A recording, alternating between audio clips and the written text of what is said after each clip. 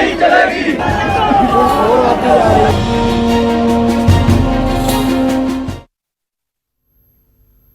नमस्कार, prime time exclusive में आप सभी का स्वागत है। आपके साथ मैं हूं रवि ठाकुर। इस वक्त की बिग ब्रेकिंग न्यूज आपको बता दें, किसान संगठनों और सरकार के बीच बैठक खत्म हो गई है। यह बैठक करीब 7.5 घंटे तक चली। आज की बैठक में कोई समाधान नहीं निकल सका है। अब 5 दिसंबर को अगली बैठक होगी।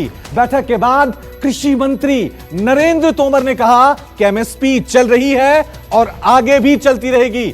आज सरकार और किसानों ने अपना अपना पक्ष रखा है।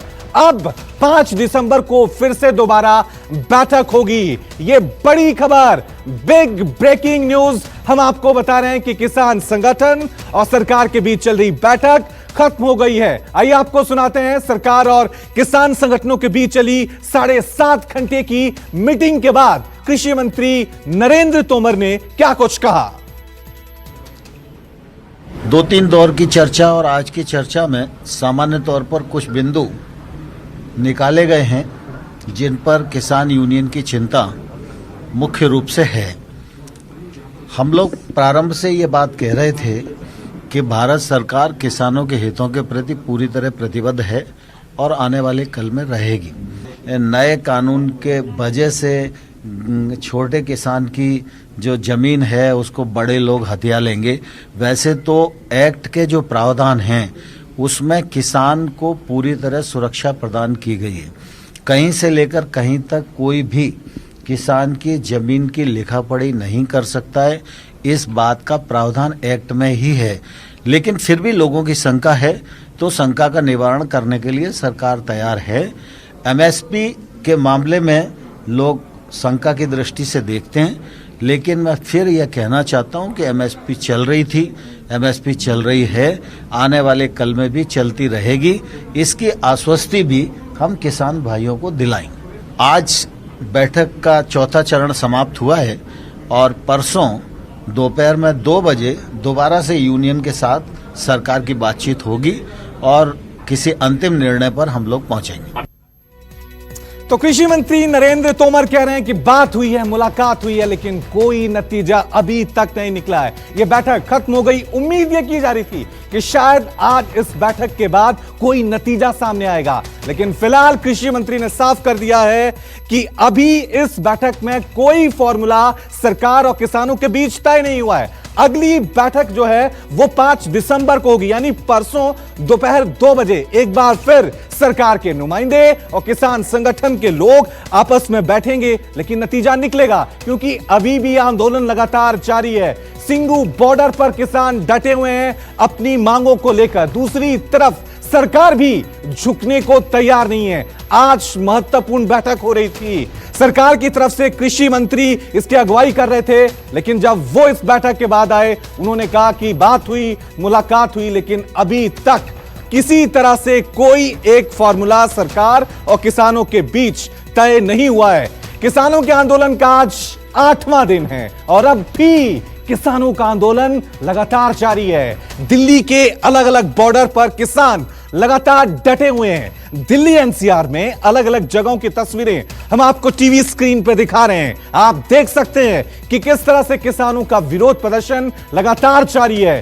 कहीं किसानों को आगे बढ़ने से रोका जा रहा है, तो कहीं किसान रास्ता बंद करके बैठे हुए हैं। और सबसे बड़ी खबर जो हम लगातार आपको बता रहे हैं, आज एक महत्वपूर्ण बैठक होनी थी सरकार और किसान संगठनों के बीच। यह बैठक खत्म हो गई है। चौथे चरण की यह बैठक थी, लेकिन इस बैठक के बाद भी किसी तरह से ना ही कोई फॉर्मूला सामने आया, किसी तरह से ना ही कोई नतीजा सामने आया। जो बड़ी खबर सामने आई है उसके मुताबिक एक बार फिर बैठक होगी सरकार और किसानों के बीच। तारीख तय की गई है 5 दिसंबर को दोपहर 2 बजे यह अगली बैठक होगी।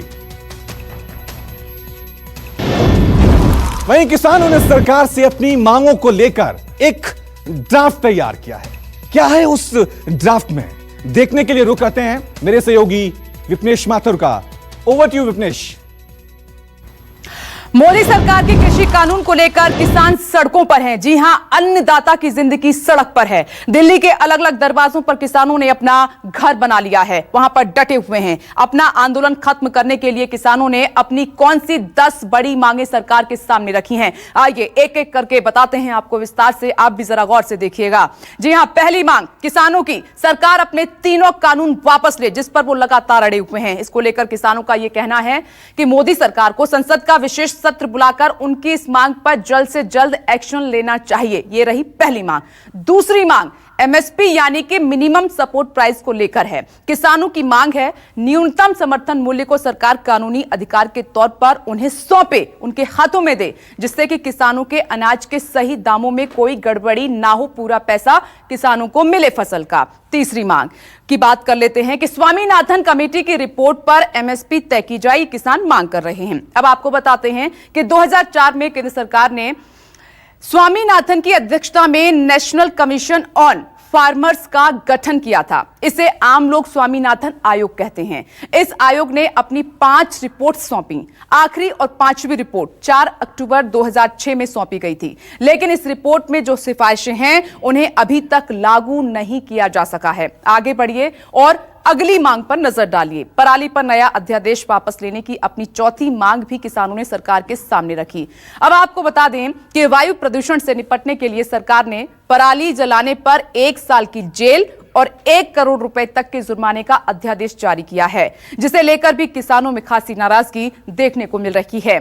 आगे किसानों की एक मांग यह भी है, इसमें शामिल है कि खेती के लिए डीजल की कीमत आधी की जाए। कोरोना के बाद से पेट्रोलियम की कीमतों में जबरदस्त उछाल आया है, जिसकी वजह से खेती करने की कीमत में भी इजाफा हुआ है और इससे किसानों को भारी परेशानी का सामना करना पड़ रहा है। आगे बढ़िए और अगली मांग पर नजर डालिए। देखिए, किसानों के खिलाफ दर्ज मामलों को भी वापस लेने की मांग किसानों ने रखी है अपनी, और इसमें मांग में वो किसान भी शामिल हैं जिन्हें पराली जलाने के आरोप में जेल भेजा गया था। इसके अलावा कई किसानों को राज्यों के बॉर्डर पर उपद्रव फैलाने का भी आरोप लगाकर गिरफ्तार कर लिया गया था, उनको जेल भेज दिया गया था। और आगे किसानों ने अपने साथियों के साथ उन लोगों के खिलाफ हुए केस भी वापस लेने की इसमें अपनी मांग को शामिल किया है जो किसानों का साथ देने के लिए उनके साथ आंदोलन में जुड़े थे, उनके साथ चले थे, उनको अरेस्ट कर लिया गया। आगे किसान मांग करते हैं कि जेल में बंद अपने समर्थकों को भी छोड़े जाने की उन्होंने अपनी मांग इसमें शामिल की है। ये प्रमुख मांगे हैं जो हम आपको बता रहे हैं। वहीं आंदोलन को खत्म करने के लिए किसानों ने बिजली सुधार बिल 2020 को भी वापस लेने की मांग की है। बिजली सुधार बिल के लागू होने से बिजली कंपनी को बिजली के दाम तय करने का अधिकार मिल गया है और इस दाम से किसानों को मिलने वाली सब्सिडी गायब होगी, यानी कि किसानों पर महंगी बिजली का बोझ उन पर बढ़ जाएगा। इसके साथ ही किसानों ने कॉन्ट्रैक्ट फार्मिंग की इजाजत ना दिए जाने की भी अपनी मांग को सरकार के सामने रखा है पुरजोर तरीके से। ये किसानों की मुख्य मांगे हैं 10, जो हमने आपको एक एक करके विस्तार से बताई हैं। और इस वक्त बैठक से जुड़ी एक और बिग ब्रेकिंग न्यूज आपको बता दें। बैठक से अंदर ये बड़ी खबर सामने है। बैठक बेशक खत्म हो गई है, लेकिन इस बैठक के अंदर सरकार ने किसानों को आश्वासन दिया है कि वो 3 बिलों को संशोधित कर सकती है दोबारा से। ये बड़ी खबर सामने आ रही है क्योंकि आज बेशक बैठक जो है बेनतीजा खत्म हुई है, लेकिन साफ तौर से सरकार ने यह कहा है कि 3 बिलों में सरकार संशोधित कर सकती है। और अब चलते हैं सीधे मेरे सहयोगी सऊद के पास, जो आपको दिखाएंगे आखिर जिस एमएसपी को लेकर किसान डरे हुए हैं वो होती क्या है और सरकार एमएसपी तय कैसे करती है। Over to you Saud. जी, तो किसानों की मांगों में जो सबसे अहम मांग है वो ये है कि सरकार ये लिखकर दे दे कि उनकी फसलों की खरीद एमएसपी पर ही होगी। तो अब एक अहम सवाल यह उठता है कि जिस एमएसपी पर इतना घमासान मचा हुआ है, आखिर वो होती क्या है। तो चलिए अब आपको हम समझाते हैं कि आखिर एमएसपी क्या है। एमएसपी यानी कि मिनिमम सपोर्ट प्राइस। ये दरअसल वो गारंटेड कीमत होती है जो कि किसान को उनकी फसल पर मिलती है, भले ही बाजार में उस फसल की कीमतें कम ही क्यों ना हो। और इसके पीछे की जो कोशिश है, जो मंशा है, वो ये है कि बाजार में फसलों की कीमतों में होने वाले उतार चढ़ाव का किसानों पर असर ना पड़े और उन्हें अपनी फसल की न्यूनतम कीमत मिलती रहे और किसान किसी भारी नुकसान से बचे रहे। लेकिन इसका दूसरा पहलू भी है जो कि दरअसल जमीनी पहलू है, और वो चिंताजनक है, क्योंकि असल में जमीन पर इसका फायदा कुछ ही किसानों को मिल पाता है। देश भर में महज 6% किसान, जी हां, बिल्कुल ठीक सुन रहे हैं आप, केवल 6% किसानों को ही एमएसपी का फायदा मिलता है, और इनमें भी सबसे ज्यादा जो किसान हैं वो पंजाब और हरियाणा के ही होते हैं। और यही वजह है कि इन नए कानूनों का जो विरोध है वो भी सबसे ज्यादा इन्हीं दोनों राज्यों में दिखाई दे रहा है। खैर, एमएसपी, इसका मकसद और जमीनी हकीकत समझने के बाद अब यह भी समझ लीजिए कि आखिर एमएसपी तय कौन करता है और कैसे एमएसपी डिसाइड होती है। तो किसी फसल पर कितनी एमएसपी होगी उसको तय करने का जो काम है वो commission for agriculture cost and prices यानी कि CACP करती है। सरकार असल में CACP की सिफारिश पर ही किसी फसल की एमएसपी तय करती है। अब ये जरा मान लीजिए कि अगर किसी फसल की बम्पर पैदावार हुई तो उसकी कीमतें गिर जाती हैं। ऐसी स्थिति में क्या होता है, तब एमएसपी किसानों के लिए फिक्स्ड एश्योर्ड प्राइस का काम करती है, और एक तरह से ये कीमतों के गिरने पर किसानों को बचाने वाली बीमा पॉलिसी की तरह काम करती है। आपको बताते चलें कि एमएसपी के तहत अभी 23 फसलों की खरीद की जा रही है, और इन 23 फसलों में धान, गेहूं, ज्वार, बाजरा, मक्का, मूंग, मूंगफली, सोयाबीन, तिल और कपास जैसी फसलें अहम हैं। चलिए एक और बड़ी खबर सामने आ रही है, एक और बिग ब्रेकिंग न्यूज हम आपको बता दें। बैठक के अंदर क्या कुछ हुआ, एक एक अपडेट हम आप तक पहुंचा रहे हैं। सरकार तीनों कानून में संशोधन को तैयार है। सूत्रों के हवाले से यह बड़ी खबर सामने आ रही है। यह किसानों को आश्वासन दिया है सरकार ने कि वो तीनों बिलों में संशोधन कर सकती है। हालांकि कृषि मंत्री जब प्रेस के सामने आए थे उन्होंने ये बात नहीं कही थी, लेकिन बैठक के अंदर किसानों को यह आश्वासन सरकार की तरफ से दिया गया है। साफ तौर से यह कह दिया गया है कि हो सकता अगर जरूरत पड़ी तो तीनों बिलों में संशोधन किया जा सकता है। किसान लगातार अपनी डिमांड पर अड़े हुए हैं और लगातार इन तमाम चीजों को लेकर आंदोलन लगातार उनका जारी है। चलिए इस खबर पे और ज्यादा अपडेट के लिए अब सीधा रुक करते हैं हमारे संवाददाता अमित का। अमित, ये खबर अपने आप में बड़ी है कि संशोधन हो सकता है, क्या कुछ बैठक के अंदर से खबरें सामने आई है? देखिए, सबसे बड़ी बात कि सरकार ने एक तरह से प्रस्ताव दे दिया है कि वो तीनों बिलों में संशोधन के लिए तैयार हैं, लेकिन जो किसान है, राकेश टिकैत से बात हुई, दूसरे भी एक दो किसानों से बात हुई, उन्होंने सबने कह दिया कि दरअसल मामला वहां पर आकर फंस गया है कि किसान चाहते हैं कि हर हाल में तीनों बिल वापस हो। तो दूसरी तरफ सरकार बोल रही है कि हम संशोधन को तैयार हैं लेकिन वापस नहीं कर सकते बिल। तो कहीं ना कहीं ये मामला वहां पर अटक गया है कि सरकार बिल को वापस करने के मूड में नहीं है, और किसान इस बात पर अड़ गए हैं कि हर हाल में आपको किसान बिल वापस करने पड़ेंगे, तीनों के तीनों बिल। दूसरी तरफ एमएसपी को लेकर कानून बनाने को लेकर या उसके लिए सरकार तैयार है। तो किसान ने कहा कि जब एमएसपी को लेकर सरकार बदलाव करने को तैयार है तो ऐसे में फिर तीनों बिलों का कोई औचित्य ही नहीं रहता है, तो बिल को वापस लेना पड़ेगा। तो कहीं ना कहीं सरकार और उसके बीच में गतिरोध यहाँ पर आगे रुका है कि किसान अभी भी अड़े हैं कि तीनों बिल वापस हो। सरकार संशोधन को तैयार है लेकिन बिल वापसी को तैयार नहीं है।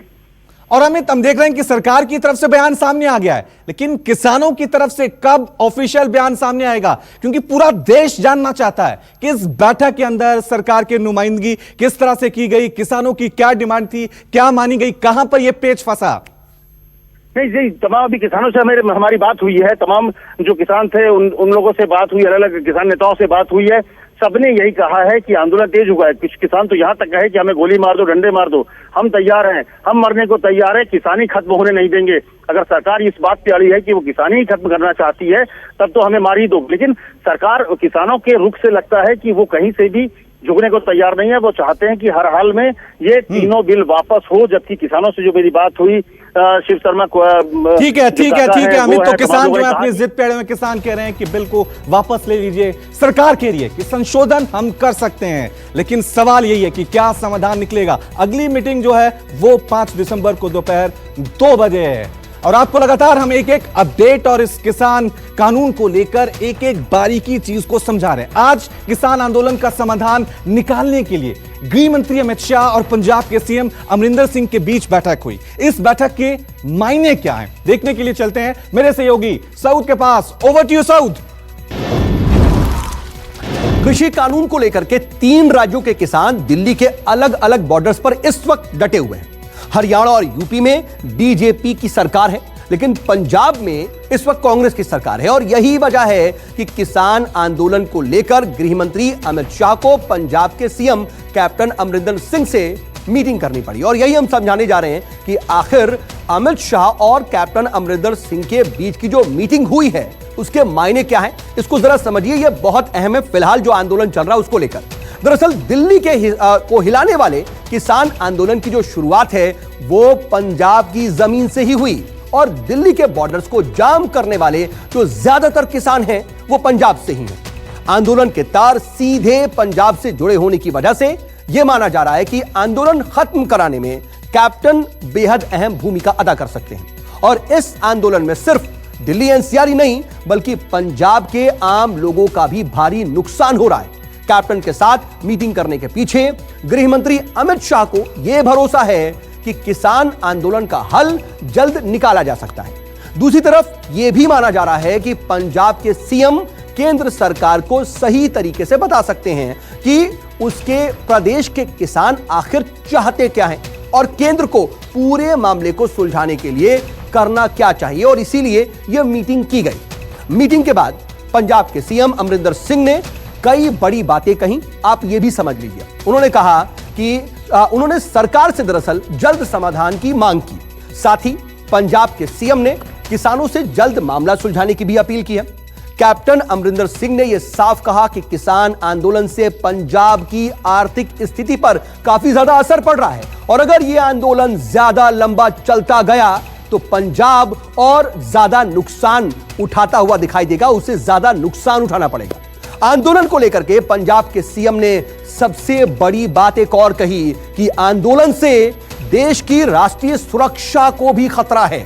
यानी कि आंदोलन की आड़ में देश विरोधी जो ताकतें हैं वो भारत को नुकसान पहुंचाने की कोशिश कर सकती हैं और यह अपने आप में बहुत अहम इंडिकेशन है। और इसीलिए केंद्र को जल्द किसानों की मांगों पर विचार करना चाहिए। कैप्टन अमरिंदर ने यह अपील की। तो सरकार और किसानों के बीच बैठक खत्म हो गई है, कोई नतीजा नहीं निकला है। अब देखना यह है कि किसानों के रिएक्शन क्या हैं। इसके लिए सीधा चलेंगे हम सिंगू बॉर्डर, जहां हमारे संवाददाता राहुल प्रकाश हमारे साथ बने हैं। राहुल, आपके पास मैं सीधा रुख करूंगा। बैठक खत्म हो गई है, नतीजा कोई नहीं निकला है, नई तारीख दे दी गई है 5 दिसंबर दोपहर 2 बजे। अभी किसानों का क्या रिएक्शन है इस बैठक के बाद? Over to you.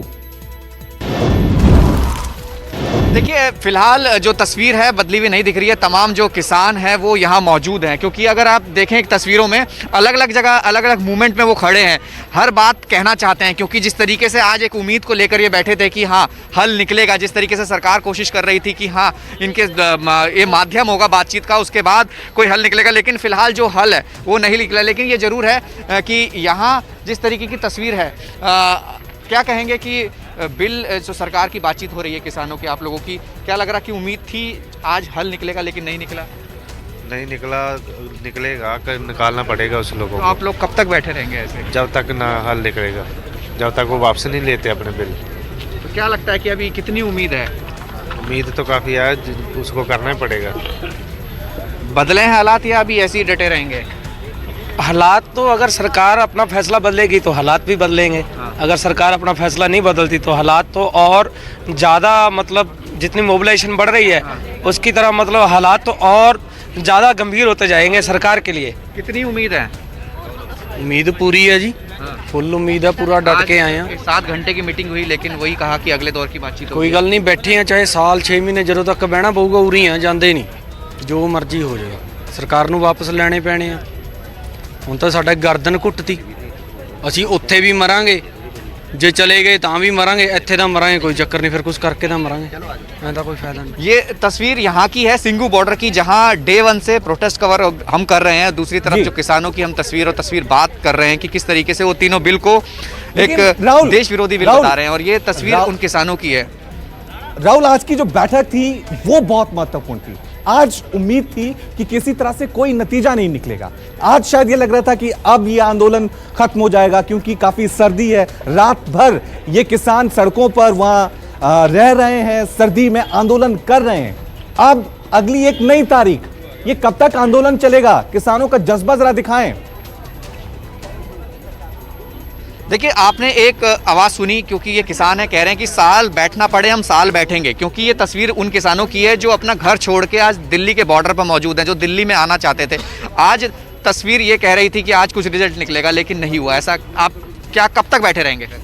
ਜਦੋਂ ਤੱਕ ਕੋਈ ਇਹਨਾਂ ਦਾ ਹੱਲ ਨਹੀਂ ਹੁੰਦਾ ਜਦੋਂ ਤੱਕ ਬੈਠਾਂਗੇ 6 ਮਹੀਨੇ ਸਾਲ 2 ਸਾਲ ਜਿੰਨਾ ਚਿਰ ਹੱਲ ਨਹੀਂ ਕੱਢਦੇ ਉਹਨਾਂ ਤੇਰੇ ਬੈਠੇ हैं, कितने नहीं जानते हो रहे थे। तो मतलब बिल सरकार बातचीत कर रही है, आपके जो नेता हैं वहाँ गए हैं, बातचीत का दौर चल रहा था, लेकिन अब क्या लगता है कि 5 तारीख को अब वार्ता होगी, उसमें निकलेगा हल? देखते हैं जी 5 ਨੂੰ ਕੀ ਕਰਦੇ ਆ। ठीक है राहुल, ठीक है। तो किसान कह रहे हैं कि उन्हें 2 महीने 6 महीने जितना भी वक्त लगेगा, जब तक सरकार उनकी मांगे नहीं मानेंगी तब तक उनका यह आंदोलन लगातार जारी रहेगा। वहीं आपको बता दें कि किसान आंदोलन से जुड़ी इस वक्त एक और ब्रेकिंग न्यूज आ रही है। पंजाब के पूर्व सीएम प्रकाश सिंह बादल ने किसान आंदोलन के समर्थन में अपना पद्म विभूषण सम्मान वापस कर दिया है। प्रकाश सिंह बादल ने इसको लेकर राष्ट्रपति को लेटर लिखा है और खत में उन्होंने कहा है कि केंद्र ने किसानों के साथ धोखा किया है। ये मेरे लंबे राजनीतिक जीवन का दुखद अध्याय है। इसके साथ ही सुखदेव सिंह ढींडसा ने भी अपना पद्म भूषण सम्मान लौटाने की बात कही है। तो अवार्ड वापसी का सिलसिला भी अब पंजाब में वहां पर शुरू हो गया है। लगातार एक एक अपडेट हम आप तक पहुंचा रहे हैं। प्रकाश सिंह बादल, पंजाब के पूर्व मुख्यमंत्री, उन्होंने अपना पद्म विभूषण अवार्ड जो है वो लौटा दिया और कहा है कि एक दुखद अध्याय है। अब आपको यह जानना बहुत जरूरी है, जिसको लेकर यह पेच फंसा हुआ है, कि एमएसपी क्या होती है और कैसे तय होती है। ये हमने आपको कुछ देर पहले ये दिखाया था। अब आपको एमएसपी का रियलिटी चेक दिखाते हैं कि कौन सी फसल कितनी एमएसपी पे बिक रही है। ये आपको दिखाएंगे मेरे सहयोगी Saud. Over to you Saud. तो नए किसान बिल के साथ सरकार यह कह रही है कि किसानों को इसमें पहले से कहीं ज्यादा फायदा होगा, लेकिन दूसरी तरफ किसानों को यह डर लग रहा है कि कहीं बिल की आड़ में एमएसपी को ही खत्म न कर दिया जाए। ऐसे में हम आपको 14 सितंबर से लेकर 14 अक्टूबर के बीच में देश भर में किसानों को उनकी फसल पर मिलने वाली एमएसपी पर एक एक्सक्लूसिव रियलिटी चेक दिखाते हैं। जी हां, आंकड़ों को देखें तो उसके हिसाब से जाएं तो किसानों को सोयाबीन, रागी, मक्का और कपास पर एमएसपी नहीं मिल पा रही। यह अहम बात है। किसान अपनी फसल एमएसपी से 30% कम कीमत पर बेचने को मजबूर दिखाई दिए। अब आपको एक और भी स्थिति देख लीजिए। एक अलग अलग फसल की रिपोर्ट दिखा देते हैं। 9 राज्यों में सोयाबीन का औसत थोक दाम क्या है, जरा आप इसको देख लीजिए। आपके सामने पूरा आंकड़ा है, 3,683 रुपए 2 पैसे प्रति क्विंटल। बल्कि किसानों के लिए सोयाबीन की जो एमएसपी है वो 3880 रुपए प्रति क्विंटल तय की गई है। अब आप समझ लीजिए कि आखिर कम पर कैसे खरीद रहे हैं किसान, उनको बेचनी पड़ रही है अपनी फसल। लेकिन अब बात करते हैं मक्का की, जिसका औसत थोक मूल्य रहा 1295 रुपए प्रति क्विंटल, जो कि एमएसपी से लगभग 30% कम है, क्योंकि मक्का का जो न्यूनतम समर्थन मूल्य है वो 1850 रुपए प्रति क्विंटल है। यानी कि यहां भी एमएसपी नहीं मिल रहा किसानों को। इसके अलावा रागी की फसल की बात कर लें तो यहां पर भी यही हाल है। रागी की एमएसपी है 3,295 रुपए प्रति क्विंटल, लेकिन कई बाजारों में किसानों को इससे काफी कम दाम पर बेचने को अपनी फसल मजबूर होना पड़ रहा है। देश की 90% मंडियों में बाजरा एमएसपी के नीचे बेची गई किसानों की फसल, और 90% मंडियों में धान की कीमत भी एमएसपी के नीचे ही बिकी। 70% से ज्यादा मंडियों में तुअर दाल पर भी किसानों को एमएसपी तक नहीं मिली। यह आप स्थिति देखिए, जमीन की हकीकत बता रहे हैं। 80% मंडियों की स्थिति यह है कि यहां पर किसान उड़द दाल एमएसपी से कम दाम पर बेचने को मजबूर दिखाई दिए। यह अभी का हाल है। 20% मंडियों में एमएसपी के नीचे ही मूंगफली बेची गई। इसके अलावा 90% मंडियों में मूंग की कीमत भी एमएसपी के नीचे ही नजर आई। और यह स्थिति आप देखिए 14 सितंबर से लेकर के 14 अक्टूबर के बीच की है, और आप अंदाजा लगा सकते हैं कि दरअसल किसानों को कितना भारी नुकसान जमीन पर उठाना पड़ रहा है, वो भी तब जब एमएसपी इन फसलों पर तय है। और इन जमीनी हालात को देखते हुए सवाल बार बार यही खड़े हो रहे हैं कि आखिर किसानों को सरकार की तरफ से तय की गई एमएसपी मिल क्यों नहीं पा रही। सामान्य धान की एमएसपी 1868 रुपए है, जबकि किसान इसे 1700 तक बेचने को मजबूर क्यों है? यही एमएसपी से करीब 1000 रुपए प्रति क्विंटल कम पर वो क्यों बेच पा रहा है? वहीं अगर मक्का की बात करें तो इसका एमएसपी 1850 रुपए प्रति क्विंटल है, लेकिन किसानों को मिल क्या रहा है? 1100 से 1500 रुपए प्रति क्विंटल। अब आते हैं अरहर की फसल पर।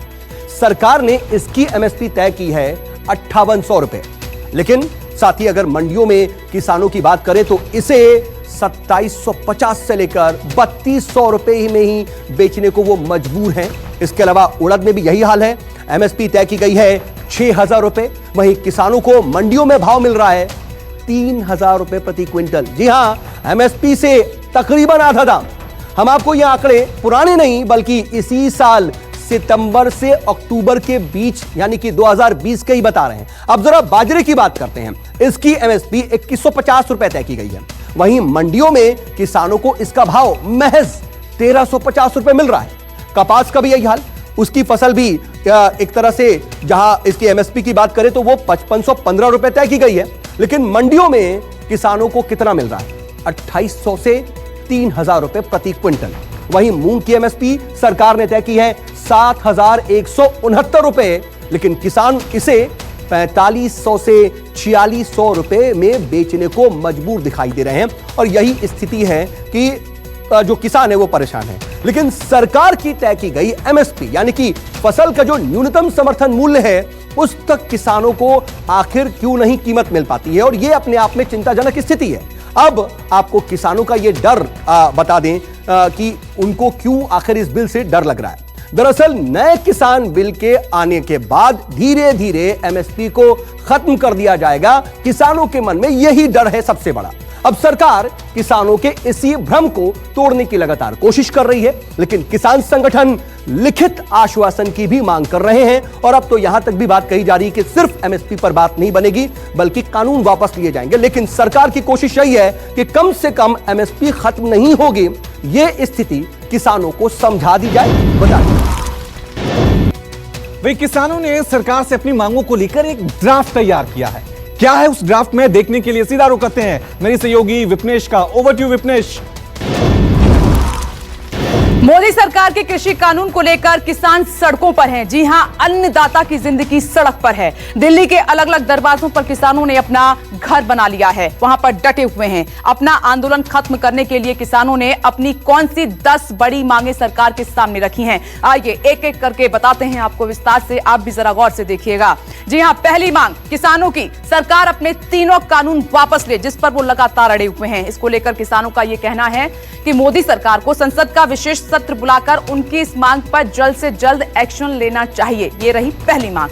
दूसरी मांग एमएसपी यानी कि मिनिमम सपोर्ट प्राइस को लेकर है। किसानों की मांग है न्यूनतम समर्थन मूल्य को सरकार कानूनी अधिकार के तौर पर उन्हें सौंपे, उनके हाथों में दे, जिससे कि किसानों के अनाज के सही दामों में कोई गड़बड़ी ना हो, पूरा पैसा किसानों को मिले फसल का। तीसरी मांग की बात कर लेते हैं कि स्वामीनाथन कमेटी की रिपोर्ट पर एमएसपी तय की जाए, किसान मांग कर रहे हैं। अब आपको बताते हैं कि 2004 में केंद्र सरकार ने स्वामीनाथन की अध्यक्षता में नेशनल कमीशन ऑन फार्मर्स का गठन किया था। इसे आम लोग स्वामीनाथन आयोग कहते हैं। इस आयोग ने अपनी 5 रिपोर्ट सौंपी। आखिरी और 5वीं रिपोर्ट 4 अक्टूबर 2006 में सौंपी गई थी, लेकिन इस रिपोर्ट में जो सिफारिशें हैं उन्हें अभी तक लागू नहीं किया जा सका है। आगे बढ़िए और अगली मांग पर नजर डालिए। पराली पर नया अध्यादेश वापस लेने की अपनी चौथी मांग भी किसानों ने सरकार के सामने रखी।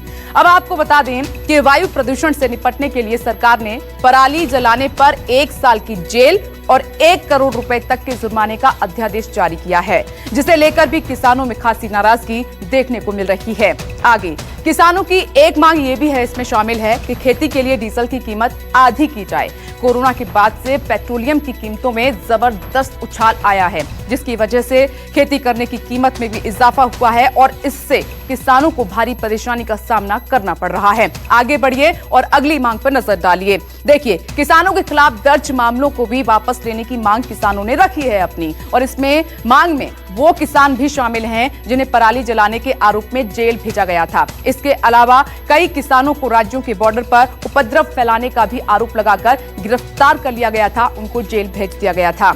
और आगे किसानों ने अपने साथियों के साथ उन लोगों के खिलाफ हुए केस भी वापस लेने की इसमें अपनी मांग को शामिल किया है जो किसानों का साथ देने के लिए उनके साथ आंदोलन में जुड़े थे, उनके साथ चले थे, उनको अरेस्ट कर लिया गया। आगे किसान मांग करते हैं कि जेल में बंद अपने समर्थकों को भी छोड़े जाने की उन्होंने अपनी मांग इसमें शामिल की है। ये प्रमुख मांगे हैं जो मैं आपको बता रही हैं। वहीं आंदोलन को खत्म करने के लिए किसानों ने बिजली सुधार बिल 2020 को भी वापस लेने की मांग की है। बिजली सुधार बिल के लागू होने से बिजली कंपनी को बिजली के दाम तय करने का अधिकार मिल गया है और इस दाम से किसानों को मिलने वाली सब्सिडी गायब होगी, यानी कि किसानों पर महंगी बिजली का बोझ उन पर बढ़ जाएगा। इसके साथ ही किसानों ने कॉन्ट्रैक्ट फार्मिंग की इजाजत ना दिए जाने की भी अपनी मांग को सरकार के सामने रखा है पुरजोर तरीके से। ये किसानों की मुख्य मांगे हैं 10, जो हमने आपको एक एक करके विस्तार से बताई हैं। तो किसान और सरकार के बीच पहली बातचीत का कोई नतीजा नहीं निकला है। कृषि मंत्री आए प्रेस के सामने, उन्होंने बयान दिया कि अगली जो मीटिंग होगी वो 5 दिसंबर को होगी, लेकिन किसानों ने क्या कुछ कहा, हमारे संवाददाता अमित ने बातचीत की। इशू जो उसमें है उसमें संशोधन को तैयार है। किसान पूरे बिल को वापसी पे अभी लगा हुआ है, ये एक बड़ा इशू है। एमएसपी के सवाल पे सरकार कुछ करना चाहती है क्या, लेकिन वो तो पत्ते वो भी जब ही खोल लेंगे जब 5 तारीख की मीटिंग होगी। आगे फाइनल टच कुछ होगा तो जब ये सारी चीजें क्लियर होगा। तीनों बिल में क्या संशोधन के लिए सरकार तैयार हो रही है? सरकार तैयार है, तीनों बिल में संशोधन वापसी लेने को तैयार नहीं। किसान वापसी बिल चाहता है, सरकार किसान वापसी बिल में तैयार नहीं है। नहीं, किसान संशोधन को तैयार नहीं, सरकार बिल को तैयार नहीं है, वापसी को तैयार नहीं, वापसी को तैयार। तो फिर कैसे रास्ता निकलेगा? तो सरकार संशोधन को तैयार है लेकिन बिल की वापसी को लेकर तैयार नहीं है। वहीं किसान आंदोलन का आज 8वां दिन है और पिछले 8 दिन से लगातार किसान अपनी मांगों को लेकर सड़कों पर डटे हुए हैं। और आपको बता दें कि ये आंदोलन आगे ऐसे ही बढ़ता जाएगा, इस तरह की अब उम्मीदें भी नजर आ रही हैं। जानने के लिए सीधे चलते हैं मेरे सहयोगी विपनेश माथुर के पास कि आगे क्या रूपरेखा रहेगी।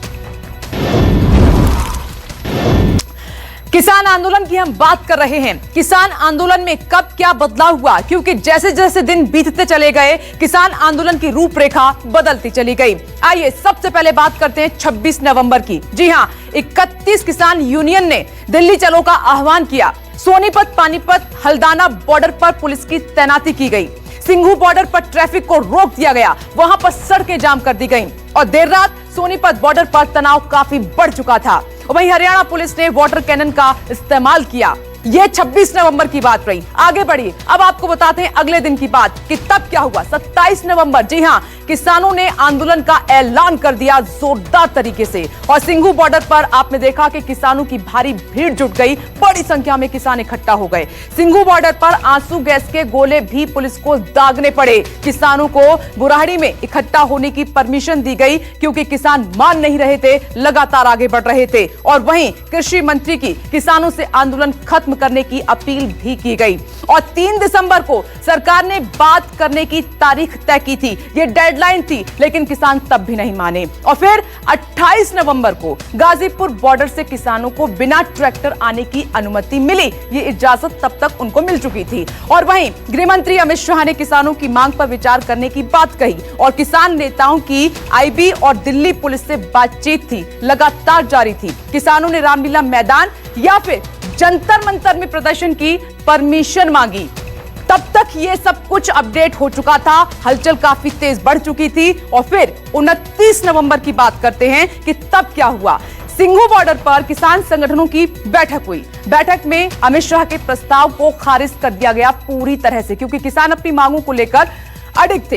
गाजीपुर बॉर्डर पर प्रदर्शन कर रहे किसानों ने बैरिकेड तोड़ दिए, उखाड़ कर फेंक दिए। किसानों के मुद्दे पर राजनाथ सिंह और अमित शाह की बैठक हुई और यह बैठक अपने आप में बहुत महत्वपूर्ण थी, क्योंकि हल निकालने की लगातार कोशिश की जा रही है, किसानों को समझाने की लगातार उस वक्त कोशिश हो रही थी। और 30 नवंबर पर आगे बढ़िए, नजर डालिए कि तब क्या कुछ हुआ आंदोलन को लेकर। दरअसल कृषि मंत्री ने अमित शाह से मुलाकात की और यह मुलाकात बहुत महत्वपूर्ण थी। भाकियू के अध्यक्ष बूटा सिंह टिकरी बॉर्डर पर पहुंचे और टिकरी बॉर्डर पर ट्रैफिक मूवमेंट बंद कर दिया गया। आम जनता को खासी परेशानी हुई इस कदम से और कृषि मंत्री ने 1 दिसंबर को दोपहर 3 बजे बैठक बुलाई। विज्ञान भवन में कृषि मंत्री ने किसान यूनियन को बुलाया, वहां पर बैठक हुई, बातचीत हुई, वार्ता को आगे बढ़ाया गया। फिर 1 दिसंबर किसान कृषि मंत्री के साथ बैठक करने को तैयार हुए। तब तक ये बात हो चली थी, वार्ता का सिलसिला शुरू हो चुका था। सिंगू बॉर्डर पर 32 किसान संगठनों की बैठक हुई और किसान संगठनों ने सरकार के प्रस्ताव पर मंथन किया गहराई से और 3 बजे किसान संगठन और केंद्र सरकार के बीच बैठक हुई। किसान यूनियन सरकार के बीच बैठक बेनतीजा रही, कुछ सामने निकलकर नहीं आया। 2 दिसंबर दिल्ली से सटे कई बॉर्डर सील कर दिए गए। आम जनता की परेशानी बढ़ने लगी थी और उधर नरेंद्र तोमर, पीयूष गोयल, गृह मंत्री अमित शाह के घर पहुंचे वार्ता करने के लिए, पूरी बैठक का हालचाल बताने के लिए। और हरियाणा के जींद में खाप पंचायतों ने दिल्ली कूच करना तब तक शुरू कर दिया था। खाप पंचायतों ने सब्जी, दूध की सप्लाई बंद करने की धमकी दी और कृषि मंत्री ने किसान संगठनों से अपील की। बैठकों का सिलसिला लगातार जारी है। एक और नई तारीख सामने आ गई है, 5 दिसंबर दोपहर 2 बजे। क्या उसमें नतीजा निकलेगा, ये देखने वाली बात होगी। तो फिलहाल प्राइम टाइम एक्सक्लूसिव में आज इतना ही। नमस्कार, मैं हूं मानक गुप्ता। अगर आपको हमारा ये वीडियो पसंद आया हो तो इसे लाइक और शेयर जरूर करें और हाँ, हमें सब्सक्राइब और फॉलो करना ना भूलें ताकि आप देश और दुनिया की कोई खबर मिस ना करें। तो जुड़े रहिए हमारे साथ और देखते रहिए News 24।